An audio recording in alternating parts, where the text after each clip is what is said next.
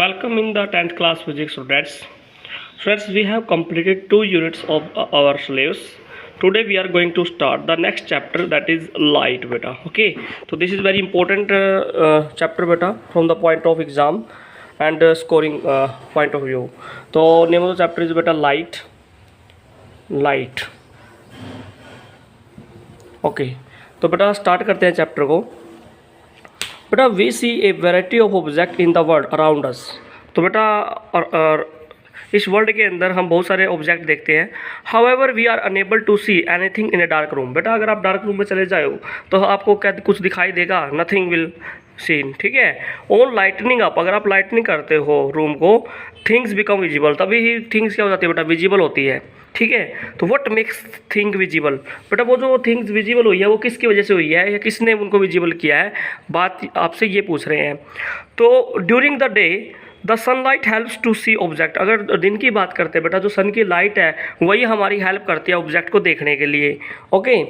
तो an object reflect light that falls on it. ये वैसे इंपॉर्टेंट पॉइंट है बेटा. जब भी किसी ऑब्जेक्ट के ऊपर लाइट फॉल करती है तो बेटा क्या होगा? लाइट रिफ्लेक्ट होगी. तो ऑब्जेक्ट रिफ्लेक्ट करता है, तो object reflect light then that falls on it. This reflected light when received by our eyes enable us to see things.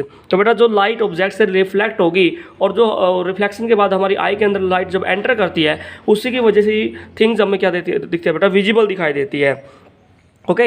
तो we are able to see through a transparent medium as light is transmitted through it. बेटा अगर देखा जाए, अगर कोई transparent medium है, ऐसा medium जो जिसमें से लाइट क्रॉस कर जाती है, तो अगर हम ट्रांसपेरेंट मीडियम से देखते हैं तो we are able to see light. ठीक है. Through transmitted through it. There are a number of common wonderful phenomena associated with light.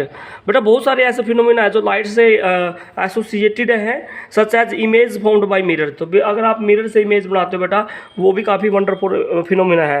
Twinkling of star है बेटा. Beautiful colour of the rainbow है बेटा. Bending of light bye medium है बेटा. तो ये सारे लाइट के फिनोमिना है जो काफ़ी वंडरफुल फिनोमिना बेटा. A study of the property of the light help us to explore them. तो बेटा हम इस चैप्टर में लाइट की प्रॉपर्टी के बारे में बात करेंगे, इन फिनोमिना के बारे में भी बात करेंगे बेटा. By observing the common optical phenomena around us, we may conclude that light seems to travel in straight line. बेटा अगर हम सभी फिनोमिना को ऑब्जर्व करके देखते हैं तो हम कहेंगे कि light seems to be travel in straight line. It means light बेटा कैसे ट्रैवल करती है? स्ट्रेट लाइन पाथ में ट्रैवल करती है.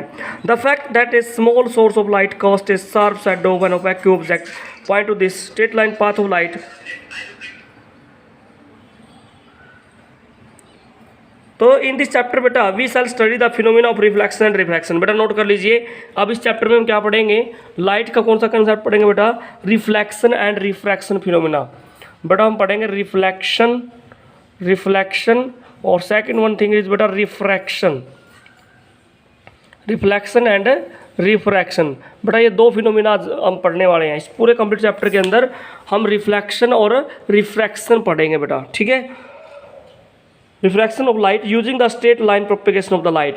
This basic concept will help us in the study of some optical phenomena in nature.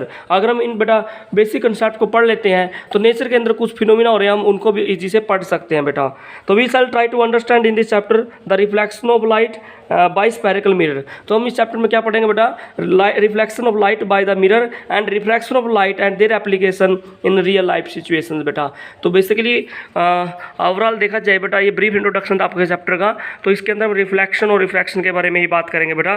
तो सबसे पहले आज स्टार्ट करते हैं बेटा चैप्टर और टॉपिक बेटा, that is reflection of light. तो let take the first topic, that is reflection of light. Reflection of light. Reflection of light बेटा. ठीक है जी. तो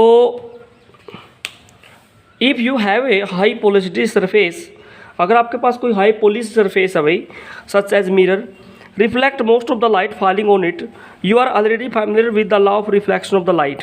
तो बेटा मान लेते हैं आपके पास हाईली पॉलिश सरफेस है. This is highly polish surface. आपने यहाँ पे बेटा क्या की, इसको पॉलिश कर दिया है. ठीक है. तो if you fall the light ray of light on the incident on this polished surface, what happens? This ray of light after striking the surface get reflected in the same medium and draw the normal to the surface, तो बेटा this is incident light, this is incident ray, and this is a reflected ray, and last one beta, this is your normal to surface. तो बेटा these are some terms we will use in this chapter. So when you incident the light on a highly polished surface, this is highly polished surface. So when light falls on the surface, then after reflection, this light will reflected along this path, but in the same medium, and beta this is perpendicular to the surface, that is normal. तो बेटा simply अगर आपको reflection of light की definition देनी पड़ जाए तो आप क्या कहोगे बेटा, it is the phenomena of reflection of light after the polish surface in the same medium, that is called reflection of light बेटा। तो रिफ्लेक्शन ऑफ लाइट की डेफिनेशन क्या लिखोगे, लिख लीजिए, it is the phenomena of reflection of light by the polish surface in the same medium. अगर light polish surface से, highly polish surface से सेम मीडियम में ट्रैवल कर जाए रिफ्लेक्शन के बाद, बेटा उसे क्या बोलते हैं बेटा, रिफ्लेक्शन ऑफ लाइट बोलते हैं बेटा। This is the incident ray, this is the reflected रे।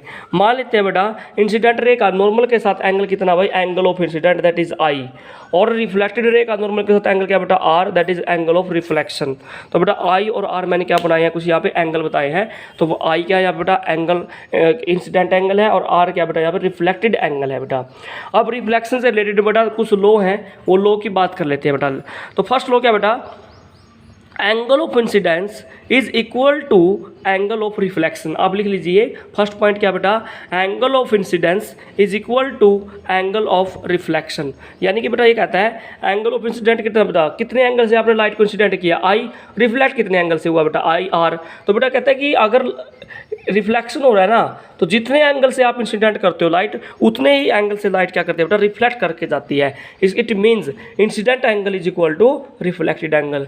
If you incident the light by making angle 30 degree, light will be reflected by the 30 degree. It means जिस एंगल से आप light को incident करोगे उसी ही एंगल से light reflect करके जाएगी। ये एक रिफ्लेक्शन का लॉ है बेटा। अगर 30 डिग्री पे इंसिडेंट कराते हो तो 30 डिग्री पे ही रिफ्लेक्ट करके जाएगी, 60 डिग्री पे इंसिडेंट कराते हो तो 60 डिग्री पे ही रिफ्लेक्ट करके जाती है। This is the first law, यानी कि angle of incidence is equal to angle of reflection. Second point बेटा, सेकंड रूल क्या है, इंसिडेंट रे, ये रहा बेटा incident ray, normal to the surface, and last one is the reflected ray. Incident ray, normal to the surface and reflected ray all lie in the same plane. बेटा सभी का plane क्या होगा, same होगा। चाहे आपकी इंसिडेंट रे है, चाहे आपका नॉर्मल है, चाहे आपका रिफ्लेक्टेड रे है, all lie in the same plane. सबका प्लेन बेटा क्या होगा, सेम होगा। तो this is the law of reflection बेटा of light. Now this law of reflection are applicable to all type of reflecting surfaces including spherical surfaces।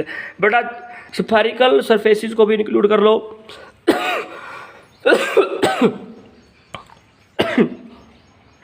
तो all types of surfaces but surface must be reflecting. तो सभी reflected surfaces से बेटा ये लो क्या करेंगे भाई, वैलिड रहेंगे। You are familiar with the formation of image by a plane mirror. बेटा आपने image formed by plane mirror previous classes में पढ़ा है। तो what are the property of the image, तो लिख लीजिए बेटा, अगर आपको एग्जाम में क्वेश्चन आ जाए कि what are the image formed by plane mirror, तो बेटा प्लेन मिरर क्या होगा, जो इमेज है, जो भी आपकी इमेज बनेगी प्लेन मिरर से बेटा, उसके बारे में लिख लीजिए, image formed by a plane mirror is always virtual and erect. मैं आपको बताऊंगा बेटा, लिख लीजिए जस्ट, अगर आपका प्लेन मिरर है बेटा, प्लेन मतलब this is the plane mirror बेटा, देखो ये प्लेन मिरर ही है, ये आपका बेटा क्या है, प्लेन मिरर ही है आपका, ठीक, हाईली पॉलिश्ड है। तो इमेज क्या बनेगी बेटा, वर्चुअल बनेगी और इरेक्ट बनती है, सीधी बनती है। लिख लीजिए रियल नहीं बनेगी बेटा, वर्चुअल बनेगी और इरेक्ट बनती है। Image formed by the plane mirror, the size of the image is equal to the size of the object. ये भी लिख लीजिए बेटा, जितने साइज का ऑब्जेक्ट होगा उतने साइज की आपकी क्या बनती है बेटा, इमेज बनती है बाय द प्लेन मिरर्स। ठीक है, तो image formed is as far behind the mirror as the object is in front of it. Image कहाँ बनेगी बेटा, for you can say that image formed is far behind the mirror, यानी कि mirror के behind बनती है बेटा। तो further the image is literally inverted, how would you image to when the reflective surfaces are curved. बेटा curved surface में क्या होगा, यानी कि स्फेरिकल सरफेसिस जैसे है उसमें क्या होगा वो बात की बात है, बट ये आपका क्या है बेटा, प्लेन मिरर का कंसेप्ट है। किसका कंसेप्ट है बेटा, ये प्लेन मिरर का कंसेप्ट आपका। तो इमेज रियल नहीं बनेगी, क्या बनेगी बेटा, फिर वर्चुअल बनेगी, इरेक्ट बनेगी, लिटरली इन्वर्टेड बनेगी बेटा। तो these are the image formed by plane mirror, लिख लीजिए, काफ़ी इंपॉर्टेंट है बेटा। तो आज के टॉपिक में बेटा हम इतना ही पढ़ने वाले हैं। नेक्स्ट टाइम हम बेटा reflection from the spherical mirror पढ़ेंगे और उसमें कुछ टर्म्स आएंगी, उसके बारे में पढ़ेंगे बेटा। Thanks for watching.